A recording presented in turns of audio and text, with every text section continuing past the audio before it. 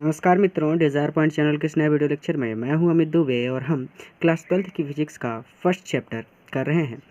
ये वीडियो बहुत ज़्यादा आसान और बहुत ज़्यादा लॉजिकल होने वाला है और मेरा ये प्रॉमिस है कि जब ये वीडियो ख़त्म होगा तो इस वीडियो में पढ़ाए गए सारे टॉपिक आपके लिए सबसे आसान होने वाले हैं।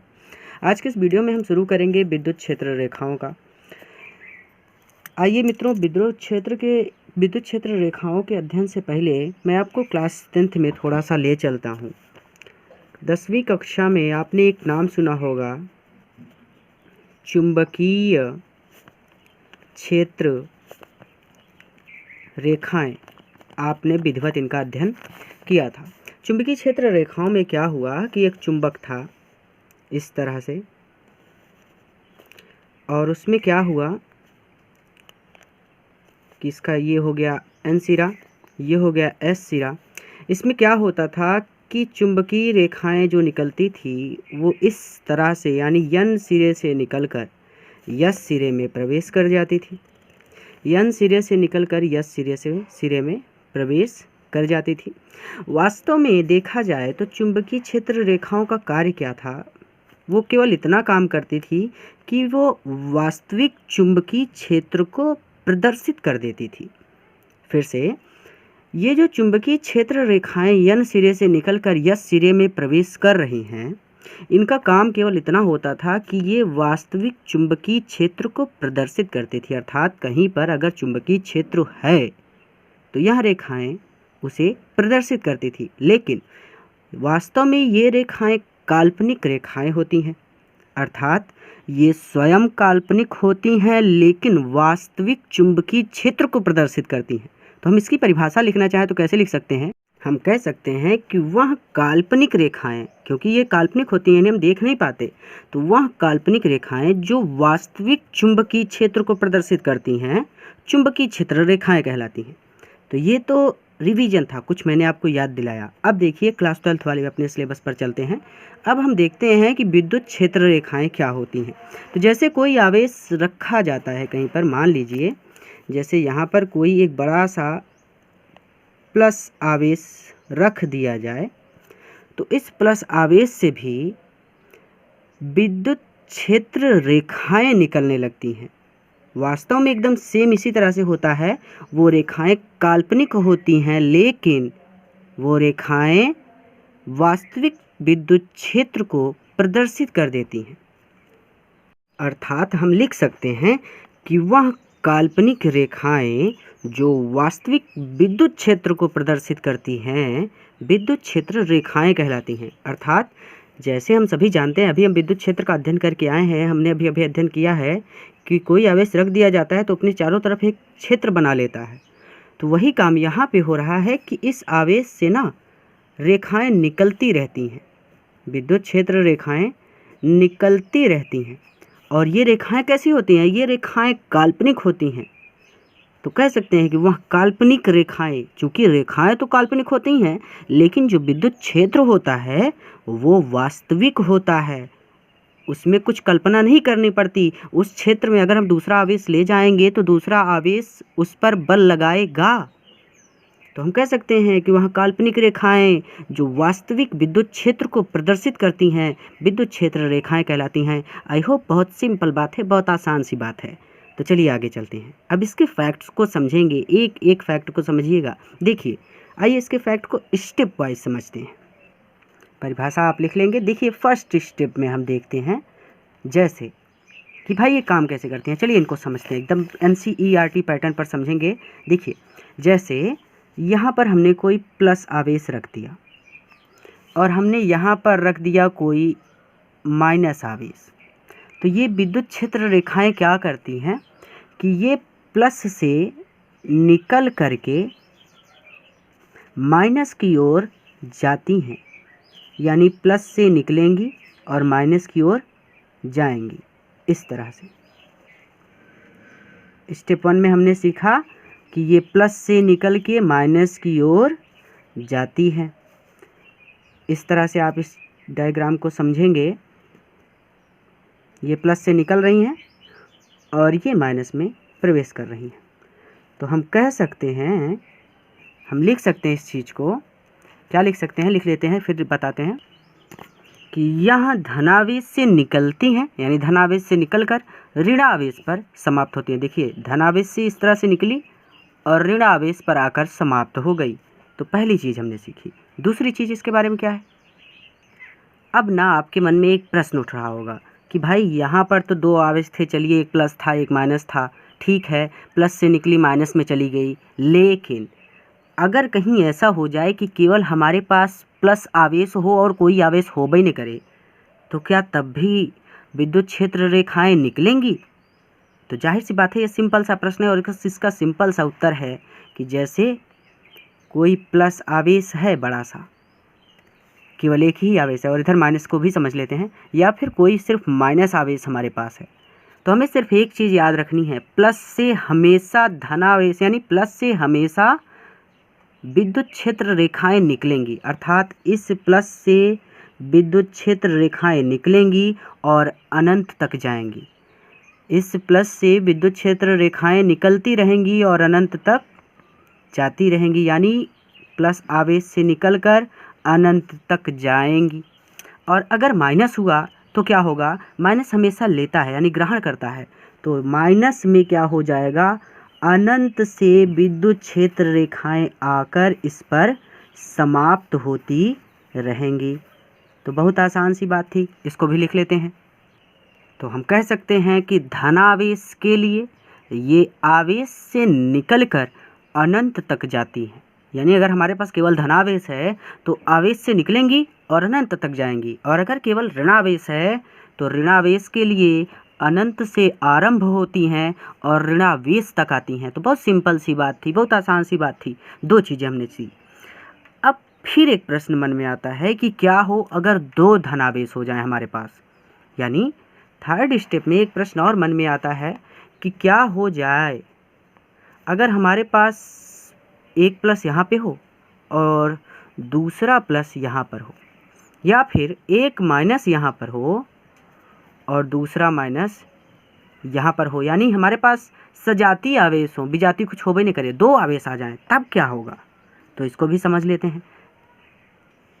अब अगर इस स्थिति में आ जाएं तो भी वह क्या होगा वो देखते हैं। देखिए इससे विद्युत क्षेत्र रेखाएं निकलेंगी इस तरह से, और जैसे ही इधर देखेंगी यहाँ पर पहुँचेंगी, चूँकि इसके पास प्लस है तो ये इस तरह से घूम करके इधर चली जाएंगी, इधर से निकलेंगी और इधर आकर इस तरफ घूम जाएंगी, क्योंकि प्लस है इससे भी तो निकलेंगी, इधर आएंगी यहाँ तक आएंगी और प्लस को देखकर वापस इस तरफ भाग जाएंगी, यानी प्लस से दूर भागने का प्रयास करेंगी, इधर से निकलेंगी और इधर आकर इस तरह से भाग जाएंगी। यानी कहने का तात्पर्य ये है कि विद्युत क्षेत्र रेखाएं निकलती तो रहेंगी, लेकिन अगर उनके सामने प्लस आवेश हुआ तो वो क्या करेंगी, उससे दूर भागने का प्रयास करेंगी, यानी ये वाली इस तरफ जाएगी, ये वाली इस तरफ जाएगी, और भी क्षेत्र रेखाएं निकलेंगी, लेकिन सब घूम करके इससे दूर भागने का प्रयास जारी रखेंगी। यानी इस तरह से डायग्राम हमारा बन जाएगा, जो क्षेत्र रेखाएं निकलेंगी वो दूसरी दिशा में भाग जाएंगी इस तरह। आई थिंक ये बहुत सिंपल बात है। अब अगर माइनस माइनस हो, जैसे माइनस वाला यहाँ पे समझ लेते हैं, माइनस के लिए भी एकदम सेम सब कुछ वही होने वाला है, यानी ऐसे निकलेंगी इस तरफ, ऐसे इस तरफ, इससे इस तरफ, इससे इस तरफ, यानी दूर ही रहने का प्रयास करेंगी। लेकिन अंतर क्या होगा दोनों में, प्लस से निकलती हैं और माइनस में प्रवेश करती हैं, यानी प्लस वाले से तो जा रही थी लेकिन माइनस वाले की तरफ आएंगी। इस चीज़ को हम ऐसे कह सकते हैं कि ये माइनस वाले की तरफ आएंगी। इस तरह से आप इसका डायग्राम बनाएंगे। आई थिंक ये बहुत सिंपल बात है। मिला जुला के आप यही बात याद रखेंगे कि माइनस की तरफ आती हैं और प्लस से निकलती हैं। अब जैसे आपको एक इस तरह की विद्युत क्षेत्र रेखा दे दी जाए तो आप क्या करें। एक चीज़ मैं आपको बता रहा हूँ, फैक्ट है, ध्यान रखने वाली बात है, बहुत इंपॉर्टेंट है। अगर आपसे दिशा पूछे या फिर आपको जानना हो कि विद्युत क्षेत्र की दिशा किस ओर होगी, तो आप कुछ मत कीजिए, केवल एक काम कीजिए, इसके किसी भी बिंदु पर एक स्पर्श रेखा खींच लीजिए।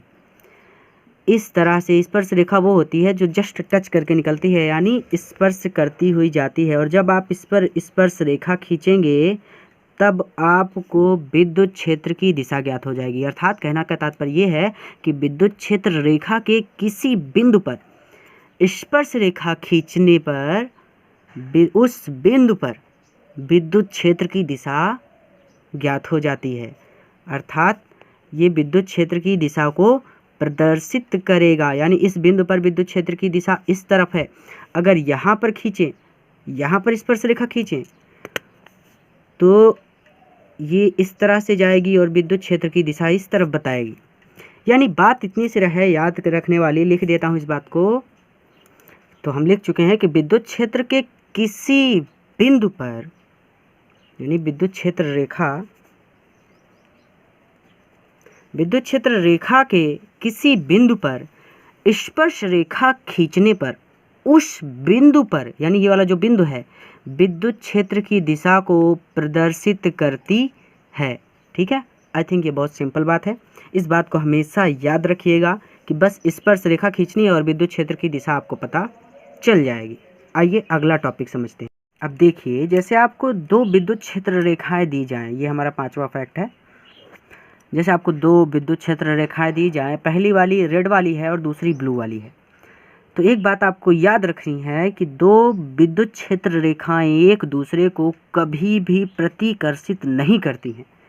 ये कई बार लघुत्तरी में या फिर बहुविकल्पी प्रश्नों में पूछा जा चुका प्रश्न है। ध्यान से समझिएगा, इस बात को रट्टा बांध लीजिए कि दो विद्युत क्षेत्र रेखाएं एक दूसरे को कभी भी प्रतिकर्षित नहीं कर सकती हैं। अब मन में प्रश्न आता है कि भाई क्यों नहीं कर सकती हैं, तो इसका रीज़न है, अभी मैंने आपको बताया कि अगर आपको विद्युत क्षेत्र की दिशा जाननी है तो इसके किसी भी बिंदु पर आप स्पर्श रेखा खींचिए। तो आप जब इस पर स्पर्श रेखा खींचेंगे, थोड़ा सा इसे साइड करके खींच दे रहा हूँ ताकि स्पष्ट रूप से प्रदर्शित हो, तो ये विद्युत क्षेत्र की दिशा इस तरफ बताएगी। अगर रेड वाली पर खींचेंगे, रेड वाली क्या करेगी, विद्युत क्षेत्र की दिशा इस तरफ बताएगी। यानी विद्युत क्षेत्र की दो तरफ दिशाएं बताई जा रही हैं। ऐसा तो हो ही नहीं सकता। कहने का तात्पर्य ये है कि कोई भी दो विद्युत बल रेखाएं या फिर विद्युत क्षेत्र रेखाएं, दोनों सेम ही है, बल रेखाएं कहिए या क्षेत्र रेखाएं कहिए, दो विद्युत क्षेत्र रेखाएं परस्पर एक दूसरे को काट नहीं सकती, क्योंकि उस दशा में कटान बिंदु पर, ये देखिए कटान बिंदु है ना, कटान बिंदु पर दो स्पर्श रेखाएं खींची जा सकती हैं, जो कि असंभव है। तो इस बात को लिखते हैं। तो इस बात को हम कह सकते हैं कि दो विद्युत क्षेत्र रेखाएं एक दूसरे को परस्पर काट नहीं सकती हैं, क्योंकि उस दशा में कटान बिंदु पर दो स्पर्श रेखाएं खींची जा सकती हैं, जो कि असंभव है। अब इन पर आधारित कुछ और बातें प्रश्न के नज़रिए से हम समझ लेते हैं। आइए, अपने टॉपिक को समझने के लिए ये कुछ प्रश्न हैं जो मैं आपसे पूछने वाला हूँ परिणाम और दिशा के आधार पर। पहला प्रश्न मेरा ये है कि अगर ये जो विद्युत क्षेत्र रेखाएं हमें दी गई हैं, इनके बीच की दूरी समान है, यानी जितनी दूरी यहाँ पे है उतनी दूरी सभी की समान है, तो क्या इनका परिणाम नियत होगा? और तो और, क्या ये सभी की सभी एक ही दिशा में हैं? तो भाई ये तो सिंपल बात है कि इसकी भी दिशा इस तरफ, इसकी भी दिशा इस तरफ, इसकी भी दिशा इस तरफ, इसकी भी सबकी दिशा एक ही तरफ है, यानी इन सभी की दिशा नियत है। अब बात करते हैं परिणाम की। चूँकि इनके और इनके बीच की दूरी वही है जो इनके और इनके बीच की दूरी है, यानी इन सभी के बीच की दूरी समान है। तो जब दूरी समान है तो इनका परिणाम भी क्या होगा, नियत होगा। मोटी मोटी बात याद रखनी है कि अगर विद्युत क्षेत्र रेखाओं के बीच की दूरी समान है तो उनका परिणाम नियत होगा। और दिशा जानना तो बहुत आसान है कि तीर लगा है भाई, ये सभी एक ही दिशा में जा रही हैं। अब जैसे आपको एक इस तरह की विद्युत क्षेत्र रेखा दे दी जाए तो आप क्या काम करेंगे? फिर से आपसे वही प्रश्न है कि भाई हमें परिणाम पता करना है और हमें बतानी है दिशा। तो परिणाम के लिए एक चीज़ याद रखनी है। क्या याद रखनी है? कि इनके बीच की जो दूरी है वो समान हुई तो परिणाम नियत हो जाएगा। अगर दूरी अलग अलग हुई तो परिणाम अनियत हो जाएगा। तो मैं कह रहा हूँ कि इनके बीच की जो दूरी है ना वो समान है, यानी जो दूरी इन दोनों के बीच की है वही दूरी इन दोनों के बीच की है और यही दूरी इन दोनों के बीच की है। तो भाई जब दूरी समान है तो परिणाम के लिए तो हम एकदम आराम से कह सकते हैं कि परिणाम नियत है। अब बात करते हैं दिशा की। तो दिशा के लिए हम क्या काम करते हैं? देखिए सभी इस तरफ इस तरफ इस तरफ इस तरफ आ रही हैं तो आपको देखकर ऐसा लग रहा होगा कि इनकी दिशा नियत है, लेकिन ऐसा नहीं है। दिशा जानने के लिए हमेशा एक काम करना है कि किसी भी विद्युत क्षेत्र रेखा पर एक स्पर्श रेखा खींचनी है तो जब हम इसके इस बिंदु पर स्पर्श रेखा खींचते हैं तो हमें दिशा इस तरफ मिलती है। चलिए किसी और बिंदु पर खींचते हैं, यहाँ पर एक स्पर्श रेखा खींचें तो दिशा इस तरफ मिलेगी। यहाँ पर स्पर्श रेखा खींचें तो दिशा कुछ इस तरफ मिलेगी ना। यानी दिशाएं देखिए, यहाँ पर कुछ और दिशा थी, यहाँ पर कुछ और दिशा थी, यहाँ पर कुछ और दिशा थी, यानी दिशाएं अलग अलग हैं। तो इसका मतलब इसकी जो दिशा है वो अनियत है। आई थिंक ये बहुत सिंपल बात है। फिर से आराम से, अगर इनके बीच की दूरी निश्चित है तो इनका परिणाम नियत होगा। और इनकी दिशा के लिए आपको क्या करना है? एक स्पर्श रेखा कहीं पर भी खींचनी है किसी बिंदु पर तो आपको दिशा प्राप्त हो जाएगी। हमने यहाँ पे खींचा तो दूसरी दिशा, यहाँ पे खींचा तो दूसरी दिशा और यहाँ पे खींचा तो दूसरी दिशा, इसलिए दिशा अनियत हो गई और परिणाम नियत हो गया। ऊपर वाले में हमने क्या देखा था कि सभी के बीच की दूरी भी समान थी और सभी की दिशाएं भी एक ही तरफ थी। ठीक है, तो आई थिंक ये बहुत सिंपल बात है। अब मेरा प्रश्न सुनिए, अब इसका उत्तर आपको कमेंट बॉक्स में देना है। अब मेरा प्रश्न है कि इन सभी के बीच की दूरी अलग अलग है, तो बताइए क्या परिणाम नियत होगा कि अनियत? दूसरा प्रश्न है कि इन सभी की दिशा नियत होगी या अनियत होगी? तो भाई आपको परिणाम बराबर करके नियत या अनियत लिखना है और दिशा भी बराबर करके नियत या अनियत लिखना है। कमेंट ज़रूर कीजिएगा, तभी पता चलेगा कि आपको ये टॉपिक अच्छे से समझ में आया है। आज के इस वीडियो में इतना ही। अगर वीडियो पसंद आया है तो अपने मित्रों के साथ शेयर कीजिएगा, चैनल को सब्सक्राइब कीजिएगा और आपकी मैथ की भी क्लासेस चल रही हैं, प्लेलिस्ट में जाकर आप सारे वीडियोस देख सकते हैं। तो अगली वीडियो में फिर से मिलते हैं। पूरा वीडियो देखने के लिए बहुत बहुत धन्यवाद।